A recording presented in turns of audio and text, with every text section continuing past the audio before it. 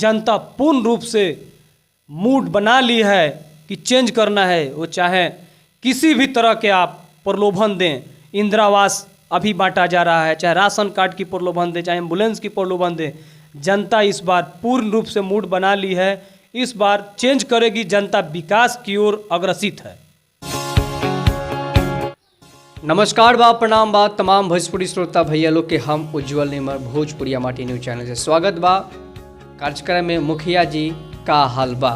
आज बहुत ही अच्छा क्षेत्र के भ्रमण करत करत एक ऐसा गाँव में पहुँच गए बानी कि यहाँ के भावी प्रत्याशी के रूप में आगे आ रहा बानी नवीन भैया जी। यहाँ के लोग करेला, गाँव के लोग आई जाने के चाहत बानी इनका से कि कैसे क्षेत्र में पहली बार चुनाव लड़े जाता नहीं, का मुद्दा बा, का विकास के दावा कर रहा बानी, का इस बार के अभी वर्तमान जे मुखिया बा का विकास भइल बा या ना। हम गांव के भी भ्रमण करें। आई छोटा सा परिचय हमारा चैनल के माध्यम से रोड़ा बताई। सबसे पहले हम भोजपुरिया माटी चैनल के हम शुभकामना देतनी कि देश के चौथा स्तंभ में रहुआ, फर्स्ट अंकित में रहुआ नाम लिखल जाए इस चैनल के, ताकि गर्व से कहीं कि भोजपुरिया माटी के हम चैनल के हम माध्यम से बात कर रहा बनी, अपना पंचायत के विकास की ओर आइल बनी बात करे। एकरा खातिर बहुत बहुत धन्यवाद रहुआ के शुभकामना देतनी कि आजीवन रहुआ स्वस्थ रही। और हमरा नाम बा नबी अहमद, सारण जिला के सामाजिक कार्यकर्ता में स्थापित बा हमार कार्य। यहाँ के जनता के मांग भइल कि रहुआ पूरा सारण में काम करतनी, पूरा जिला में रहुआ काम करतनी। ये क्षेत्र में अभी तक जो भी प्रतिनिधि भइल बानी, 2001 में जब पंचायती चुनाव लंबा समय के बाद भइल, ओकर बाद से जो भी मुखिया भइल बानी वो अपन विकास कैले बानी। कहीं साइकिल से चलत रही तो आज स्कॉर्पियो पर चलतनी और ट्रक 4 गो चलवावतनी, मगर जनता के विकास नहीं भइल। जनता दर दर भटकल बिया, आ भटकतिया आ रउआ जिला में कार्य करतनी तो हमार दिल झकझोर दिलस कि हम जिला में जो एनर्जी लगावतनी, कार्य करतनी, काहे ना अपन परिवार खातिर कार्य करी। तो हम पर निर्णय लेनी। आ युवा लोग के मांग भइल, सभी गार्जियन के मांग भइल, फिर वो लड़ी। हम चुनाव लड़े तैयारी कैनी। हम परीक्षा में शामिल होके खातिर ई परीक्षार्थी बनल बानी। हमार एग्जामिनी जनता बा, जौन हम करेम, जौन हम लिखेम, वो फल हमरा के मिली। आज जाके देख लेम धरातल पर हुआ तो सरकारी योजना में मुखिया जी के थ्रू कहीं ना कहीं दलाल स्थापित बा क्षेत्र में, जौन वो इंडिविजुअल दलाल बा जेकरा थ्रू इंदिरा आवास के फार्म भराला और उनके थ्रू पैसा उठावल जाला। और उठा के पैसा कुछ मुखिया जी के पॉकेट में जाला, कुछ दलालन के पॉकेट में जाला, जौन जनता एकरा के जानत बाड़ी। लगातार हम अरौड़ा गांव में जिससे ही प्रवेश कैनी है तो देखा तानी कि रोड तो बा, लेकिन वाकई में रोड खाल ऊंचा बा। विकास के बात करी तो नल जल तो देखे में आवता, लेकिन नल गायब बा। जल यहीं पानी फरफरा रहा बा बाहर। तो ए टाइप के का विकास भइल बा। अगर उड़ा आगे आइल बनी जनता के रुआ कहते नहीं कि जनता के सेवा करे खातिर, जनता के उम्मीद खातिर आगे आइल बनी, तो सबसे प्रथम रउड़ काम का रही कि विकास कौना तरीका पे करे के चाहते हैं। इस क्षेत्र में सबसे प्रथम काम होगा कि मैं इस पंचायत का मुखिया प्रतिनिधि बनने जा रहा हूं। अगर जनता मुझे नवनिर्वाचित करती है तो सबसे पहले मैं भाईचारा और इंसानियत का कायम करूंगा। उसके बाद सरकार के माननीय मुख्यमंत्री जी के द्वारा जो 7 निश्चय चलाया जा रहा है, वो काफ़ी महत्वपूर्ण योजना है, जिससे पूरी गांव शहर की तरह दिखेगी। अभी देख रहे हैं मुख्यमंत्री स्ट्रीट लाइट योजना भी आया है, जिससे शहर की तरह हमारा गांव दिखेगा। मगर हमारे मुखिया जी सक्षम नहीं हैं, कहीं ना कहीं दलालों से और असामाजिक तत्व लोगों से घिरे रहते हैं, जिससे माननीय मुख्यमंत्री जी का 7 निश्चय योजना पूर्ण रूप से लाभान्वित नहीं है, टोटली फेलियोर है। आप योजना को आप ग्रामीण से, आप अपने चैनल के माध्यम से इसको देख सकते हैं और चला भी सकते हैं, जिससे हमारे लोग इस योजना से लाभान्वित हो सकते हैं। और मेरा दूसरा प्राथमिकता है कार्य।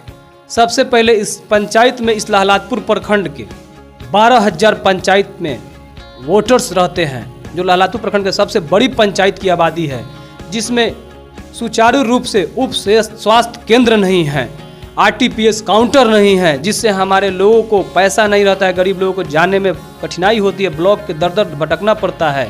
मेरा प्राथमिकता रहेगा, मैं जीतने के बाद किसी को ब्लॉक में नहीं जाने दूंगा और ग्राम सभा और आम सभा करवाकर बीडीओ साहब को यहाँ बुलाने के कार्य करूँगा और चयनित करके योजना को जिला में भेजूँगा।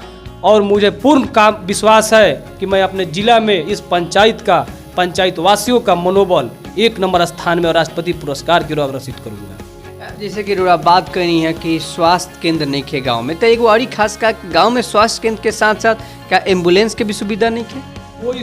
कोई एम्बुलेंस का सुविधा नहीं है, ना ही इस तरह का कोई विपक्ष का मुखिया जो भी रहा है ना सोचा है, ना समझा विपक्ष का, ना भूमिका निभाता है। जो जैसा योजना चल रहा है लूट मचा हुआ है, नहीं उस पर कार्रवाई करता है। जब से मैं सक्रिय हुआ हूँ, आज मुखिया जी लोग या पक्ष हो या विपक्ष, सबको बेचैनी हो गई है कि कोई शिक्षित आया है, अब यहाँ पे दुकानदारी चलने वाली नहीं है ठगों की। सभी लोग बेचैनी में है और मैं कार्य कर रहा हूँ। अभी भारत सरकार का नेशनल स्कॉलरशिप, जो स्कॉलरशिप माइनॉरिटी लोगों का आता है, जिसमें 4 समुदाय के लोग आते हैं, हमने जिला से बुलाकर अपने कंप्यूटर से और लैपटॉप से फॉर्म फिलअप फ्री में करवाकर पूरे बच्चे को स्कॉलरशिप लगभग 450 लोगों का दिलवाने का कार्य किया हूं, जो मेरा कर्तव्य है, मेरा कोई एहसान नहीं है। सरकार का स्कीम है गांव गांव तक, घर घर तक पहुंचाना है। फिर इस बार भी मैंने वो कार्य करवाया है और राशन कार्ड के भी मुद्दा पे मैं राशन भी लोगों का जितना हद तक हुआ मैं कार्य किया हूँ। रोड भी कई जगह मैं कार्य करवाया हूँ माननीय विधायक जी के थ्रू। और पिछले 5 साल से जिस रोड के आप चर्चा कर रहे हैं, लोग चल के गिर जाते थे, चलते चलते पैर टूट जाता था, कोई जनप्रतिनिधि उस पर ध्यान नहीं देता था, या पक्ष हो या विपक्ष में रहा हो। जिस दिन हमने गया मेरे साथ, वहाँ लड़का लोग ने कहा कि भैया यहाँ पे लोग गिर के पैर टूट जा रहा है, लोग आने जाने में दिक्कत हो रही है। हमने तुरंत चेमनी भट्ठा मालिक को फ़ोन करके और सुर्खी गिरा के रोड का बराबर करने का कार्य और वहाँ से कचरा दूर करने का कार्य किया और कार्य करते हैं। हम तो एक जामनी हैं, परीक्षार्थी हैं, एक रिजल्ट तो हमारी जनता देगी। तो जनता से अब का उम्मीद बा, का बदलाव के मूड में बड़े, का रौड़ा रणनीति इतना बड़ा कर रहा बनी, योगदान कर रहा बनी गाँव खातिर, अपना इतना सपोर्ट कर रहा बनी गाँव खातिर, तो का जनता मूड बनैले बा, का जनता से भारी उम्मीद रौड़ा दिखता? जी, जनता कहीं ना कहीं जिसको वोट दिया, जो हार गया उससे, और जिसको वोट देकर जिताया, नवनिर्वाचित किया, दोनों से ठगे महसूस कर रहे हैं। जनता पूर्ण रूप से मूड बना ली है कि चेंज करना है। वो चाहे किसी भी तरह के आप प्रलोभन दें, इंदिरा आवास अभी बांटा जा रहा है, चाहे राशन कार्ड की प्रलोभन दें, चाहे एम्बुलेंस की प्रलोभन दें, जनता इस बार पूर्ण रूप से मूड बना ली है। इस बार चेंज करेगी, जनता विकास की ओर अग्रसित है। बात करी जब शिक्षा के, जब हम बात करी तो गांव में अइला के बाद पता चलता कि विद्यालय तबा, लेकिन विद्यालय जो मुखिया के निगरानी में हर चीज़ देखल जाला, वह विद्यालय आंगनबाड़ी केंद्र होके वो आंगनबाड़ी केंद्र पूरा अच्छा तरीका से सुचारू रूप से नहीं खे, का ओह खातिर कोनो बड़ा बदलाव करें? जी निश्चित, सबसे बड़ी मंदिर शिक्षा की मंदिर होती है, जिससे हम आप आज भारत के निर्माण में लगे हुए हैं। और लोग कहीं ना कहीं, कोई मिसाइल बनाता है तो कोई पायलट बनता है, कोई आईएएस बनता है, आईपीएस बनता है, उस मंदिर का कोई ध्यान नहीं देता है। कहीं ना कहीं वो मुखिया उस तरह शिक्षित नहीं है, ना उस मंदिर में कभी पढ़ने का प्रयास किया है, ना उस मंदिर को जाने का काम किया है, और ना ही उस पर ध्यान दिया है। मैं जीतूंगा तो माननीय मुखिया जी के रूप में मैं कलेक्टर साहब से बात करके, शिक्षा मंत्री जी से बात करके, जहाँ जहाँ बेंच नहीं है मैं बेंच उपलब्ध कराऊंगा। जहाँ शिक्षक की कमी है, वहाँ मैं शिक्षक को पूर्ण रूप से वहाँ पे निर्वाचित कराऊंगा, ज्वाइन कराऊंगा। वो चाहे जिला अधिकारी से मुझे बात करना हो या मुझे माननीय बिहार सरकार के शिक्षा मंत्री जी से बात करना हो, मैं उस पर कार्य करूंगा लगातार। और मेरे मुखिया बनने के बाद हर शिक्षा के विद्यालय में आपको जाइएगा तो एक फूल जरूर दिखाई देगा। हर शिक्षा के प्रांगण में एक टीचर अपने हर संडे को फूल जरूर लगाएंगे अपने प्रांगण में, और उस मंदिर को मैं सजाने के कार्य करूंगा जहां से भारत का निर्माण करता निकलते हैं। मेरी फर्स्ट प्राथमिकता रहेगी। अब बात करी हम वातावरण के लेके, तो मुखिया के फंड में कई सारा योजनाएं आवेला, जैसे कि रास्ते रास्ते बहुत सारा पेड़ पौधा भी लगावल जाला, तो एहू पर भी धरातल में कुछ ना दिखल गई। तो का हरियाली मिशन के भी, स्वच्छ भारत मिशन के भी रोड आगे लेके आवे के चाहतनी? जी निश्चित। रउआ देख ले, हम ये क्षेत्र में घूम के 10 साल से मुखिया बानी यहाँ के, रउआ एगो पेड़ ना दिखाई दी कि ई जल जीवल हरियाली। तो अभी इनका खातिर बहुत महत्वपूर्ण योजना भी आइल बा, जैसे पूरा कलेक्टर साहब से लेकर कृषि पदाधिकारी भी सहयोग कर रहा बनी, माननीय मुख्यमंत्री जी की योजना बा। मगर यहाँ के अभी तक एगो जामुन के पेड़ तक के, लेण के एगो पेड़ यहाँ के नहीं लगैनी आ ना यहाँ के लगाए। मगर हमरा बा कि ई ऑक्सीजन के कहीं ना कहीं कमी हो रहल बा। ये क्षेत्र में ऑक्सीजन पूरा हम करें, वो चाहे जैसे भी करे, सरकार हमारा खातिर मदद करती है, कलेक्टर साहब मदद करें, हम ऊपर कार्य करते रहें लगातार। बिहार सरकार बार बार एगो बहुत बड़ा योगदान दे रहा बा, हर गांव के लड़का लड़की जे प्रशिक्षण होके जे उद्योग करे के चाह रहा बा, तो का उद्योग सरकार के तरफ से जो लोन भी सब्सिडी मिल रहा बा छोटा गरीबा लोग के जे अपन बिजनेस खड़ा करे के चाहता, क्या और मुखिया प्रतिनिधि होके के नाते क्या औसन लोग के भी चयनित करके कुट्टी युद्ध लगावे की कोनो विचार भी बा का?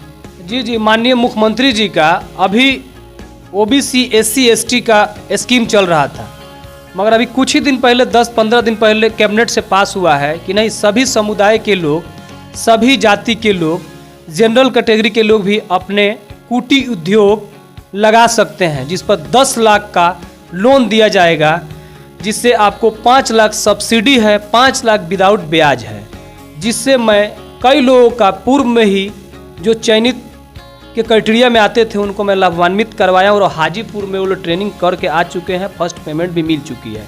मैं अभी लिस्ट बनवा रहा हूं, जो कुटी उद्योग करना चाहते हैं, मैं उनको 10 लाख का लोन का प्रयास करके और कुटी उद्योग लगाने में उनका सहयोग करूंगा, ताकि मेरे पंचायत के लोग दिल्ली और कलकत्ता नौकरी करने ना जाएं, यहीं पे उनके उद्योग हो और हमारा पंचायत उद्योग नगरी से जाना जाए। हमारे चैनल के माध्यम से अपना पंचायत खातिर का बड़ा संदेश देवे के चाहते हैं? हम अपना पंचायत रउआ चैनल के माध्यम से अपना पंचायत के ये संदेश देवे के चाहतनी कि सभी लोग दुनिया के सबसे अनमोल रतन स्वस्थ से हम नवाजे के चाहतनी, ताकि स्वस्थ रहें, हम सभी लोग मिल के एक विकास की ओर अपना पंचायत के जिला के नंबर 1 बनाए के चाहतनी।